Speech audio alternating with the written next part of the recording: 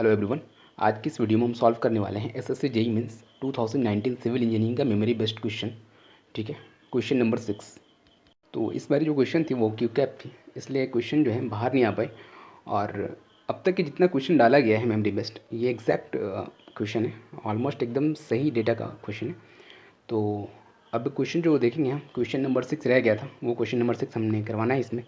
तो चलो हम देख लेते हैं क्वेश्चन नंबर 6 क्या क्या है। ठीक है, चलो पहला तो हमारा क्वेश्चन है, find the moment of inertia section modulus of given section, also find the maximum bending moment that can carry a given section if its maximum permissible stress is 250 Newton पर mm स्क्वायर। ठीक है, तो हमारी I section given है ना, I section given है। अभी देखते हैं हम क्या, जो सेक्शन दे रखे हैं वो सेक्शन हमारा आई सेक्शन है। ठीक है, आई सेक्शन है। सबसे पहले हम आई सेक्शन को ड्रॉ कर लेते हैं। ये हमारी सेक्शन कुछ इस तरह होगी। ठीक है, चलो हमने फ्लेंज और वेब दोनों ड्रॉ कर लिया। ये हमारी टॉप पे थी, जो इसकी विथ है 250 mm। ठीक है, और बॉटम जो थी ये हमारी विथ है 150 mm। ठीक है, और ये मिडल का पोर्शन सेगमेंट जो था इसका विथ है 25 mm। चलो ठीक है, और इसकी ये बात कर लें, डेप्थ की बात कर लें 38 mm, इसकी हो गई 38 mm। ठीक है, और ये हमारी हो गई 300 mm। 300 mm। यहाँ तक बात समझ में आ रही है? चलो ठीक है, यहाँ पे समझ में आ रही है। हमें फाइंड करना क्या क्या है, सबसे पहले वो देख लें सब। हमें फाइंड करना है मोमेंट ऑफ इनर्शिया। ठीक है, उसके बाद फाइंड करनी है हमें सेक्शन मॉडुलस।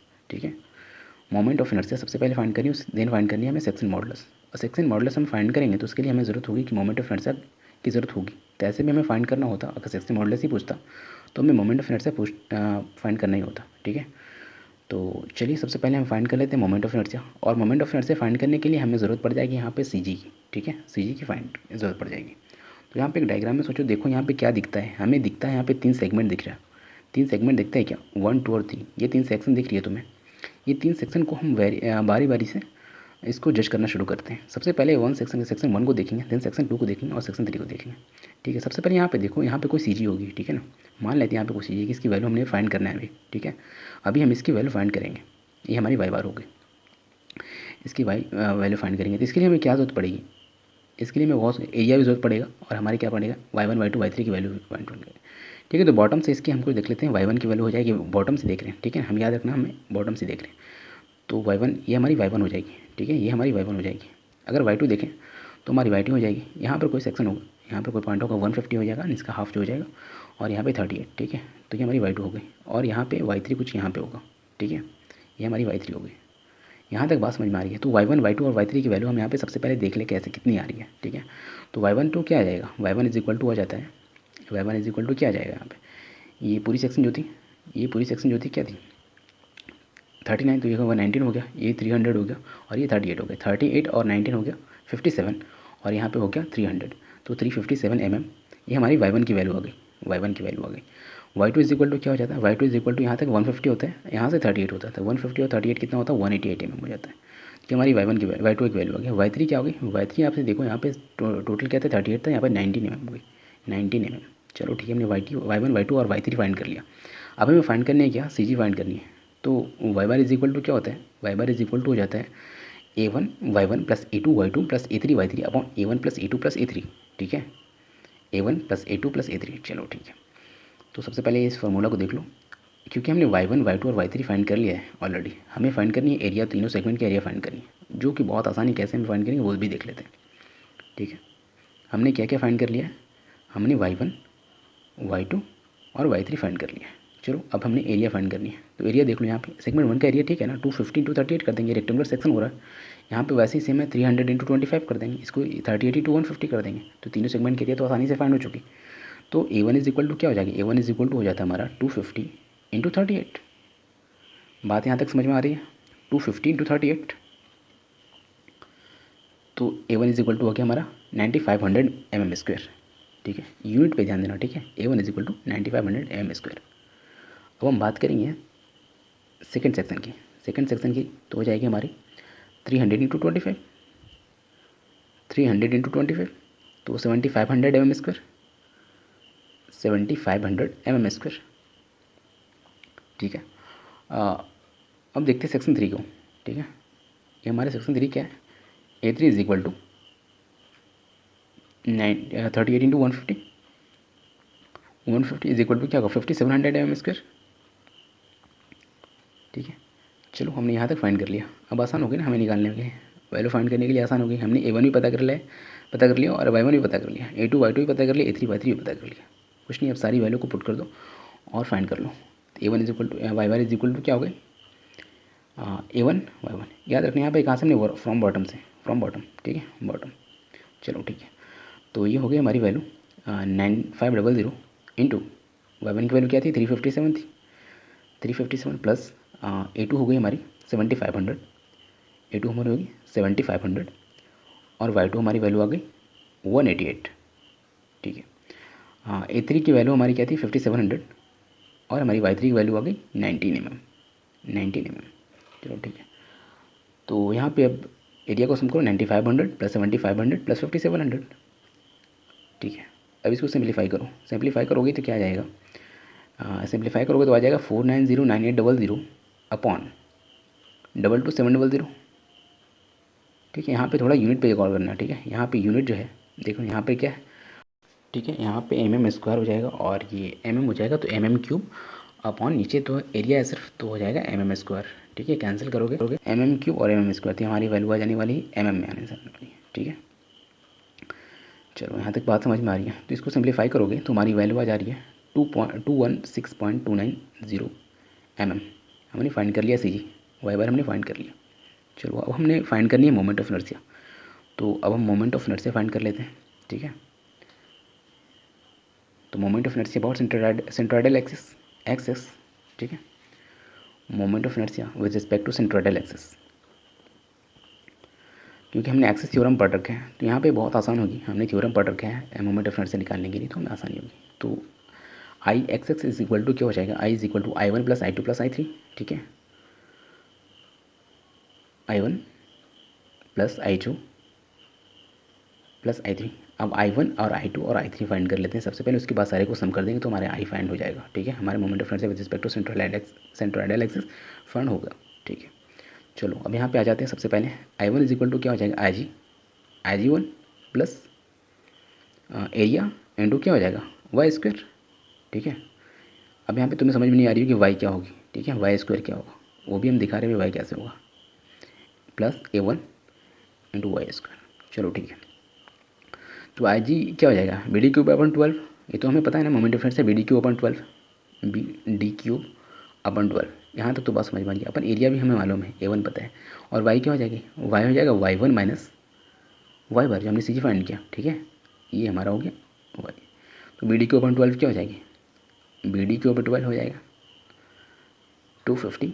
D हमारी क्या थी 38 का क्यूब, 38 का क्यूब अपन 12 प्लस A1 9500 इंटू Y1 क्या था 357 माइनस 216.290 को होल स्क्वायर। ठीक है, यहाँ तक समझ में आ रही है। अब इसको सिंप्लीफाई करोगे वैल्यू आ जा रही है 11436166.67 प्लस इसको सिंप्लीफाई करोगे 9500 इंटू 357 माइनस 216.290 को, तो आ जाता है 9500 इंटू 14071 का स्क्वायर। ठीक है, अब इसको और सिंप्लीफाई करोगे तो हमारी वैल्यू आ जा रही है, यहाँ पे कैल्सी यूज़ करके हमने वैल्यू फाइंड कर रहे हैं, तो हमारी वैल्यू आ जा रही है 199529555.62 mm4। ठीक है, mm4। चलो हमने I1 फाइंड कर लिया। अब हमने फाइंड करनी है I2 फाइंड करनी है, देन हमें क्या फाइंड करनी है I3 फाइंड करनी है। क्या क्या फाइंड करनी है, I2 फाइंड करनी है, उसके बाद हमें क्या क्या फाइंड करना है I3 फाइंड करना है। तो चलो हम I2 फाइंड कर लेते हैं। सबसे पहले I2 फाइंड कर लेते हैं। तो I2 में कुछ नहीं, IG2 plus A2 into Y²। ठीक है, यहाँ पे Y² क्या हो जाएगी Y2 माइनस Y बार। यहाँ तक समझ में आ रही है, कोई कन्फ्यूज़न हो तो कमेंट करना। ठीक है, यहाँ तक समझ में आ रही है। तो यहाँ पर क्या हो गया BD³ अपन 12, कोई कन्फ्यूज़न नहीं होनी चाहिए, BD³ अपन 12, क्योंकि अब तुम्हारी जो प्रिपरेशन चल रही है फाइनल टच पे पहुँच चुके हैं। ठीक है, फाइनल टच पे पहुँचने वाले हैं। तो चलो यहाँ पे कन्फ्यूज़न नहीं होनी चाहिए। 25 इंटू 25 हो जाए और D हो जाएगा हमारा 300 का क्यूब अपन 12 प्लस एरिया 2 क्या है 7500 इंटू Y2 हो गई हमारी 188 थी, माइनस कर देंगे 216.29। देखो यहाँ पे वैल्यू माइनस में आएगी, लेकिन स्क्वायर होगा तो क्या हो जाएगा, प्लस में पॉजिटिव वैल्यू आ जाएगी। तो यहाँ पे कोई टेंशन लेने वाली बात नहीं है, ठीक है। आराम से ये करते जाना, सिंप्लीफाई करते चले जाना। तो यहाँ पे आ जाएगा 562500 प्लस 6002430375 ना, ये तो कुछ आ रहा है 60024302.75। चलो हमने यहाँ पे भी लिख लिया। अब इसको सम कर लोगे तो तुम्हारी I2 आ जा रही है वैल्यू यहाँ से 62252430.75 है ना, ये कुछ वैल्यू आ रही है।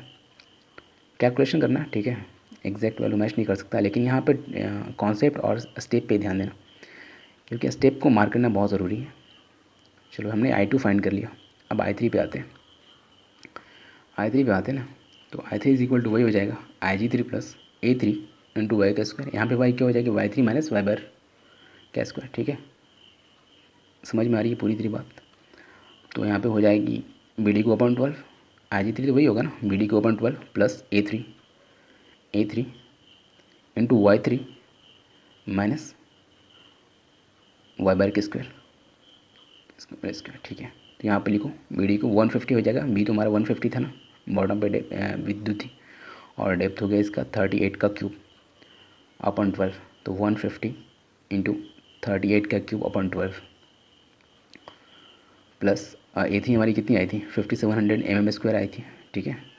Y3 हमारा 19 था, माइनस क्या 216.29 का स्क्वायर। यहाँ पे नेगेटिव वैल्यू आएगी, लेकिन स्क्वायर करोगे तो पॉजिटिव वैल्यू आ जाएगी। यहाँ पे कोई टेंशन लेने की बात नहीं है। तो यहाँ पे 685900 प्लस इसको सिंप्लीफाई करते हैं तो हमारी आ जा रही है 2218630661.37, यही कुछ आ रहा ना, ठीक है। बार बार हम एक ही बात कहना चाह रहे हैं कि स्टेप पे ध्यान दोगे, स्टेप पे ध्यान देना बहुत ज़रूरी है, क्योंकि हमें एग्ज़ाम में स्टेप मार्किंग होता है, ठीक है।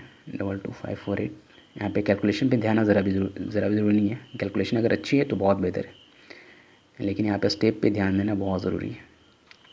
चलो हमने I1 I2 और I3 फाइंड कर लिया, तो हम तो I आसानी से फाइंड कर सकते हैं ना, I is equal to I1 plus I2 plus I3 होते हैं, ठीक है। तो I1 plus I2 plus I3, ठीक है, यहाँ तक समझ में आ रही है। तो यहाँ पे सारे का सम कर दो, तो यहाँ पे हो जाएगा 199529525.62। I1 की वैल्यू यही थी, mm4 में थी, प्लस ये हमारी I2 की वैल्यू थी 62252430.75, ठीक है, mm4। चलो यहाँ पे हमारी थी I3 222548961.37 mm4, ठीक है। अब इसको सम कर दिया तो हमारी वैल्यू आ जाती है 484,330,947.74 mm4, ठीक है। यहाँ तक समझ में आ रही है ना। तो हमने मोमेंट ऑफ इनर्शिया फाइंड कर लिया with respect to centroidal axis, ठीक है जी। यहाँ तक तो बात समझ में आ गई। अब हमें फाइंड करनी है सेक्शन मॉडुलस। तो सेक्शन मॉडुलस में ये हमारी जो मोमेंट ऑफ इनर्शिया फाइंड हुआ, ये हमारी यूज़ होने वाली है। चलो अब हम फाइंड करते हैं सेक्शन मॉडुलस, ठीक है ना। ठीक है, चलो हम फाइंड कर लेते हैं यहाँ पे सेक्शन मॉडुलस, ठीक है। Section modulus is equal to होता क्या है, I अपॉन वाई मैक्स, ठीक है। तो हमने अभी moment of inertia already find किया हुआ है, ठीक है। Z is equal to I upon Y max भी हमने ऑलरेडी फाइंड किया हुआ है। वाई मैक्स क्या थी हमारी, जो CG हमने फाइंड किया था वही हमारा वाई मैक्स था, ठीक है। वाई की मैक्सिमम वैल्यू थी, तो IXX हमारी होगी 484.33 into 10⁻⁶ mm4 upon Y max हमारा क्या था 216.29 mm, ठीक है ना, यही कुछ वैल्यू थी। तो यहाँ इसकी सिंप्लीफाई करने के बाद हमारी वैल्यू आ जा रही है, यहाँ पे वैल्यू आएगी 2.239 इंटू 10⁻⁶, और यूनिट हो जाएगा हमारा mm3, ठीक है। हमने सेक्शन मॉडुलस यहाँ पे फाइंड कर लिया, बात यहाँ पे समझ में आ गई। अब हम फाइंड करते हैं, हमें जो फाइंड करना था मैक्सिमम बेंडिंग मोमेंट, है ना, मैक्सिमम बेंडिंग मोमेंट। यहाँ पे सिग्मा यानी परमिसिबल स्ट्रेस दे रखा है 250 न्यूटन पर mm²। ये क्वेश्चन ऑलरेडी गिवन था, ठीक है। और रिलेशन क्या होता है हमारा, रिलेशन होता है M upon I is equal to sigma upon Y, ठीक है, सिग्मा अपॉन वाई, ये हमारा क्या है, वाई मैक्स है, ठीक है, मैक्सिमम वाई की मैक्सिमम वैल्यू, ठीक है। तो चलो यहाँ से हमें रिलेशन ऑलरेडी पता था, क्या section models is equal to होता, जेड इज इक्वल टू होता था आई अपॉन वाई मैक्स, ठीक है, आई अपॉन वाई मैक्स होता था, ठीक है। अब इस वैल्यू को यहाँ पे पुट कर दें तो हमें यहाँ पे परमिसिबल स्ट्रेस का एक रिलेशन निकल के आएगा, M upon Z is equal to sigma, ठीक है, यहाँ तक समझ में आ रही है। तो यहाँ पे सिग्मा जो है जो फाइंड कर लेते हैं, तो M is equal to Z into sigma, Z into sigma, ठीक है, समझ में आ रही है बात।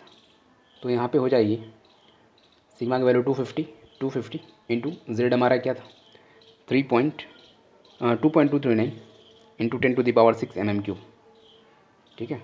और ये हमारी 250 जो था इसका यूनिट था हमारा का न्यूटन पर mm², ठीक है, न्यूटन पर mm²। तो यहाँ से वैल्यू जो आने वाली है हमारी mm² से mm³ कटने वाला है और हमें आने वाला है न्यूटन mm में, ठीक है। ये रिलेशन हमारी निकल कर आएगी। तो यहाँ पे से bending moment, maximum bending moment निकल के आ रहा है 5.597 into 10⁸ Newton mm, 597 into 10⁸ Newton mm, ठीक है। ये हमारा मैक्सिमम बेंडिंग मोमेंट होगा, ठीक है। हमारा नेक्स्ट क्वेश्चन है, a machine cost 10 lakh rupees and scrap value is 5000 rupees, life of machine is 10 years, find the value of machine at the end of 5 years by straight line methods, ठीक है। यहाँ पे machine का coast दे रखा है, scrap value दे रखा है, life of machine दे रखा है 10 ईयर्स। तो हम पूछता है क्या कि वैल्यू क्या होगी मशीन की आफ्टर 5 ईयर्स। तो सबसे पहले क्या क्या गिवन है वो हम लिख लें, उसके बाद हम फाइंड करने वाले हैं 5 ईयर्स बाद हमारी मशीन की वैल्यू क्या होगी, ठीक है, और वो भी स्ट्रेट लाइन मेथड यूज़ करनी है हमें। तो सबसे पहले देख लो कोस्ट दे रखा है 10 लाख रुपीज़, ठीक है, 10 लाख रुपीज़ हमारा यहाँ पे कोस्ट दे रखा है। स्क्रैप वैल्यू की बात करें तो स्क्रैप वैल्यू हमारा 5000 रुपीज़ है। स्क्रैप वैल्यू क्या होता है, स्क्रैप वैल्यू होता है द वैल्यू और डिसमेंटेड मटेरियल, ठीक है, वैल्यू ऑफ डिसमेंटेड मटेरियल, ठीक है ना। तो ये हमारी स्क्रैप वैल्यू हो गई। और हमारा लाइफ दे रखा है, लाइफ 10 ईयर्स, यहाँ तक समझ में आ रही है। और देखो यहाँ पे आफ्टर 5 ईयर्स बोल रहे हैं ना, आफ्टर 5 ईयर्स, यहाँ पे इंडेक्स की वैल्यू हम 5 लिख दें।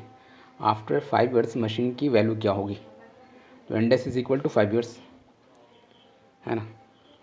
यहाँ तक बात में समझ में आ रही है। और हमें फॉलो करनी है स्ट्रेट लाइन मेथड को, ठीक है, स्ट्रेट लाइन मेथड को। तो सबसे पहले हम क्या करेंगे, डिप्रिशिएशन फाइंड कर लेंगे। उसके बाद हमने डिप्रिशिएशन फाइंड करने के बाद देखेंगे 5 ईयर बाद उसकी वैल्यू क्या होगी। उसके बाद हमने टोटल कोस्ट से माइनस कर लेना है, तो हमें वैल्यू पता चल जाएगा कि 5 ईयर्स बाद हमारी कितनी वैल्यू रह जाने वाली है इस मशीन की। तो depreciation is equal to cost minus scrap value upon life, ठीक है, लाइफ जो होगा ईयर में होगा, लाइफ इन ईयर, ठीक है। तो C is equal to 10 lakhs minus scrap value हो गई यहाँ पे, स्क्रैप वैल्यू 5000, ठीक है, 5000 अपॉन यहाँ पे 10 हो जाएगी। तो यहाँ से वैल्यू निकल के आ जा रहा है हमें 99,500, ठीक है। ये हमने डिप्रिशिएशन की वैल्यू फाइंड कर लिया है। अब हमें फाइंड कर लेनी है कि 5 ईयर्स बाद, आफ्टर 5 ईयर्स इस मशीन की वैल्यू क्या हो जाएगी, ठीक है। तो हो जाएगा cost minus ends into D, यही कुछ होगा, कोस्ट माइनस एंडस डी। तो कोस्ट हमारा 10 लाख था, 10 लाख था, माइनस कर देंगे 5 इंटू 99,500,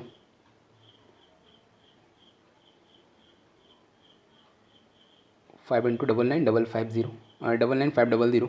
तो यहाँ से आ जा रही है हमारी वैल्यू 10 लैक्स